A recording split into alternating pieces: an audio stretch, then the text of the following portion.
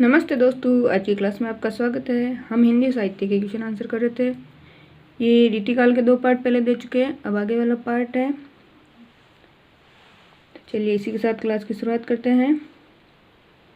इससे पहले के जो क्वेश्चन थे हमने पढ़ लिए थे, ये उससे आगे। काव्य रसायन के रचयिता कौन हैं? पहला देव, दूसरा बिहारी, तीसरा केशवदास, चौथा है मतीराम। कौन सी रचना है? काव्य रसायन।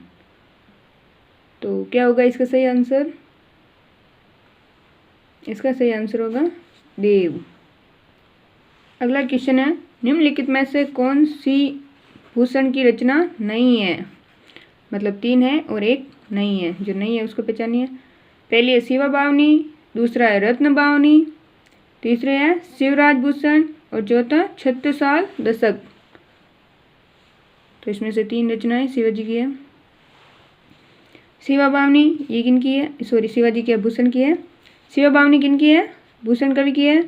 शिवराज भूषण ये भी इन्हीं की है। और छत्रसाल दशक ये भी भूषण की है। कौन सी रचना नहीं है भूषण की? रत्न बावनी, ये इनकी नहीं है। तो इसका दूसरा सही हो जाएगा। अगला क्वेश्चन है, जग की कविताई के धोखे रहे हयाम प्रबेननी की मति जात जग की किसकी पंक्तियां हैं? पहला है सोमनाथ, दूसरा गणानंद, तीसरा रसकान और चौथा है ब्रजनाथ। जग की कविताई के धोखे रहे हया प्रबीननी की मति जात जगी। तो क्या होगा इसका सही आंसर? किसकी पंक्तियां ये? चौथा सही होगा ब्रजनाथ की। अगला क्वेश्चन है, रीतिकालीन किस कवि को ऋतु वर्णन का श्रेष्ठ कवि माना जाता है? अच्छा क्वेश्चन है। पहला पद्माकर, दूसरा गणानंद, तीसरा सेनापति और चौथा है केशवदास। रीतिकालीन किस कवि को ऋतु वर्णन का श्रेष्ठ कवि? तो क्या होगा इसका सही आंसर? ऋतु वर्णन का श्रेष्ठ कवि कौन है? सेनापति। तीसरा सही होगा। अगला क्वेश्चन है, यह प्रेम को पत कराल महा तरवारी की धार पे दावनो है। यह प्रेम को पत कराल महा तरवारी की धार पे दावनो है किसकी पंक्ति है? मतलब प्रेम के मार्ग को कठिन बताया गया है। तलवार की नोक जो होती है, ये धार जो होती है, नोक चाकू की होती है, तलवार की धार पर चलने जैसा बताया किसने? पहला बोधा, दूसरा ठाकुर, तीसरा गणानंद, चौथा है द्विजदेव। तो क्या होगा इसका सही आंसर? इसका सही आंसर होगा पहला सही है, बोधा की पंक्तियाँ इंपॉर्टेंट है, पूछी जाती है। अगला क्वेश्चन है, रीतिकालीन कवि बिहारी की कविता को शक्कर की रोटी किसने कहा? यह भी अच्छा क्वेश्चन है। पहला विश्वनाथ प्रसाद मिश्र, दूसरा पद्म सिंह शर्मा, तीसरा है डॉक्टर नगेंद्र, चौथा है महेंद्र कुमार।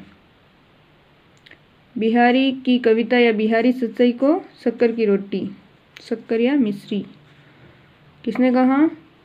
तो दूसरा सही हो जाएगा, पद्म सिंह शर्मा ने। अगला क्वेश्चन है, उत्तर मध्यकाल को श्रृंगार काल किसने कहा? उत्तर मध्यकाल को श्रृंगार काल।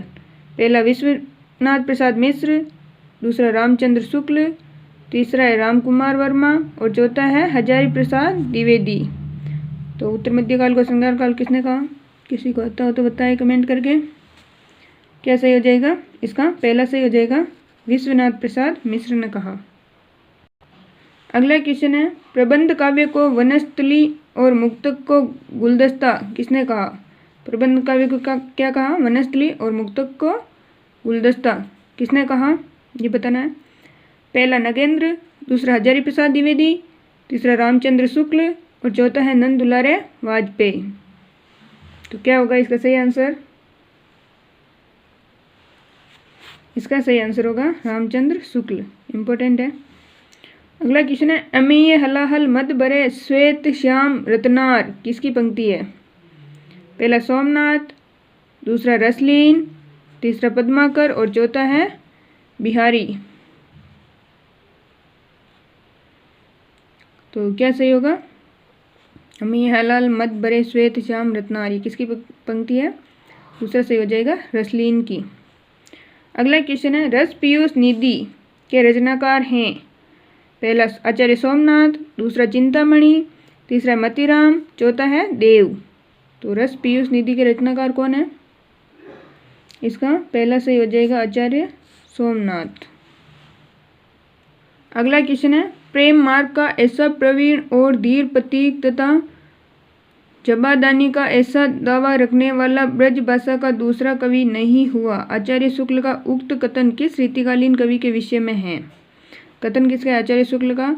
और किसी रीतिकालीन कवि के बारे में कहा था वो मैं बताना है किसके बारे में कहा। पहला है बिहारी, दूसरा देव, तीसरा गणानंद, चौथा है रसलीन। प्रेम का ऐसा प्रवीण और धीर प्रतीक, तो क्या होगा इसका सही आंसर? तीसरा सही होगा, गणानंद के बारे में कहा आचार्य शुक्ल ने। आचार्य शुक्ल के जो कोटेशन है बहुत इंपॉर्टेंट हो जाते हैं, पूछे जाते हैं एग्जाम में, हर एग्जाम में लगभग एक दो देखने को मिलते हैं। अगला क्वेश्चन है, इनका सा अर्थ सौष्ठव और नवोन्मेष बिरले ही कवियों में मिलता है। बिरले या विरले ही कवियों में मिलता है।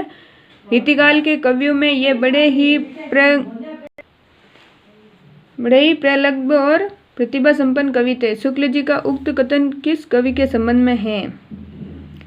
पहला भूषण, दूसरा देव, तीसरा सेनापति और चौथा है पद्माकर। इनका सा अर्थ सौष्ठव और नवोन्मेष विरले ही मिलता है कवि में, रीतिकालीन कवि के बारे में। तो किसके बारे में कहा है आचार्य शुक्ल ने? ये देव के बारे में कहा। उधर जो आपको नहीं दिख रहा है मैं बोल के बता रही हूँ, उस पर ध्यान दे देवे। अगला क्वेश्चन है, जिस कवि में कल्पना की सम्हार शक्ति के साथ भाषा की समाज शक्ति जितनी अधिक होगी उतना ही वह मुक्तक की रचना में सफल होगा। यह क्षमता बिहारी में पूर्ण रूप में वर्तमान थी। यह कथन मूलतः किस विद्वान का है? बिहारी के लिए है। और किस विद्वान का है? पहला आचार्य शुक्ल का, दूसरा आचार्य प्रसाद द्विवेदी का, तीसरा आचार्य विश्वनाथ प्रसाद मिश्र का और चौथा है डॉक्टर रामकुमार वर्मा का। तो क्या सही हो जाएगा? कल्पना की समाज शक्ति किसमें कुट कुट के भरी हुई थी? बिहारी में। और ये कहा था आचार्य रामचंद्र शुक्ल ने। पहला सही हो जाएगा। अगला क्वेश्चन है, रीतिकाल में नीति विषयक काव्य की रचना इनमें से किसने नहीं की है? नीति विषयक काव्य की रचना नहीं की। पहला वृंद, दूसरा गिरधर कविराय, तीसरा है नागरीदास और चौथा है दीनदयाल। तो क्या सही हो जाएगा? नीति विषय काव्य की रचना नहीं की। किसने की? नागरीदास ने नहीं की। बाकी वृंद के काव्य में देखने को मिलते हैं नीति विषयक, गिरधर कविराय के और दीनदयाल के। अगला क्वेश्चन है, निम्नलिखित में से कौन सी विशेषता रीति मुक्त काव्य स्वच्छंदतावादी काव्य की मुख्य विशेषता नहीं है? कौन से? स्वच्छंदतावादी काव्य की मुख्य विशेषता नहीं है। पहला है भावावेग का उच्चल प्रवाह, दूसरा व्यक्ति परकता, तीसरा है सब प्रकार की रूढ़ियों से मुक्ति, चौथा है शैल्पिक चमत्कार प्रदर्शन। तो कौन सी नहीं है? तो स्वच्छंदतावादियों में भावावेग का उच्चल प्रवाह देखने को मिलता है, व्यक्ति परकता मिलती है, सब प्रकार की रूढ़ी से मुक्ति मिलती है। क्या नहीं मिलती है? शैल्पिक चमत्कार प्रदर्शन नहीं मिलता है। अगला क्वेश्चन है, हिंदी काव्य शास्त्र की निम्नांकित कृतियों का सही कालानुक्रम है। अच्छा क्वेश्चन है। पहला रसिक प्रिया, कवि कल्पतरु, काव्य निर्णय, रस रहस्य। दूसरा रसिक प्रिया, कवि कल्पतरु, रस रहस्य, काव्य निर्णय। तीसरा है रस रहस्य, काव्य निर्णय, कवि कुल कल्पतरु, रसिक प्रिया और चौथा है कवि कुल कल्पतरु, रसिक प्रिया, काव्य निर्णय, रस रहस्य। तो कालानुक्रम मतलब किस सन जो पहले लिखी गई उसके बाद लिखी गई इसके अनुसार सही क्रम है। तो क्या सही हो जाएगा? पहले रसिक प्रिया, फिर दूसरा सही हो जाएगा कवि कुल कल्पतरु, तीसरा रस रहस्य और चौथा है काव्य निर्णय। अगला क्वेश्चन है, निम्नलिखित लक्षण ग्रंथों को उनके आचार्यों के साथ सुमेलित कीजिए। इधर लक्षण ग्रंथ है, उधर आचार्य है। ग्रंथ कौन सा है? कवि कुल कल्पतरु 1650 ईस्वी में, ललित ललाम 1661 से 1664 ईस्वी के मध्य, भावविलास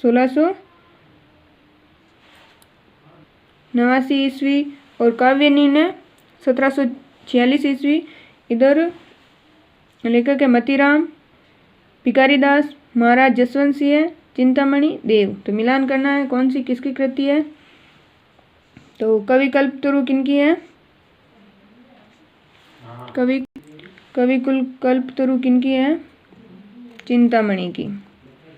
उसके बाद ललित ललाम किनकी है, मतीराम की है, जो 1661 से 1664 ईस्वी के मध्य लिखी गई।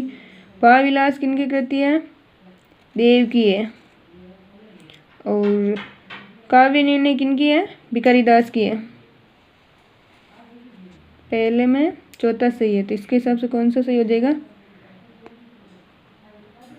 और दूसरे में पहला सही, पहले में चौथा सही, दूसरे में, तो ये पहला ही सही हो जाएगा।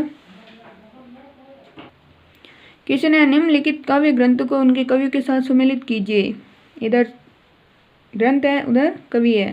गंगालेरी, इश्कनामा, विरह लीला, शिवा बावनी। इधर है भूषण, पद्माकर, बोधा, घनानंद। तो मिलान करते हैं, इधर ही मिलान करके बताती हूँ, ऑप्शन उधर है। तो गंगालेरी किनकी रचना है, पद्माकर की। इश्कनामा किनकी है, बोधा की। और इश्कलता किनकी है, घनानंद की। इसके अलावा विरह लीला घनानंद की और शिवा बावनी किनकी है, भूषण की। घनानंद की एक और रचना है इश्कलता। दोनों इंपोर्टेंट होते हैं, इश्कनामा बोधा की है और इश्कलता घनानंद की। तो ये मिलान है, गंगालेरी पद्माकर की, इश्कनामा बोधा की, विरह लीला घनानंद की, शिवा बावनी भूषण की। तो ये थी आज की अपनी short and sweet class. Net JRF के पेपर आ रहे हैं, तो क्लास इंपॉर्टेंट है, क्लास से जरूर अटेंड करें, क्लासों को ज़्यादा से ज़्यादा शेयर करें। जो चैनल पर नए हैं वो चैनल को सब्सक्राइब करें और क्लास अच्छी लगे तो क्लास को लाइक करें। आज के लिए इतना ही, मिलते हैं अगली क्लास में। क्लास देखने के लिए धन्यवाद।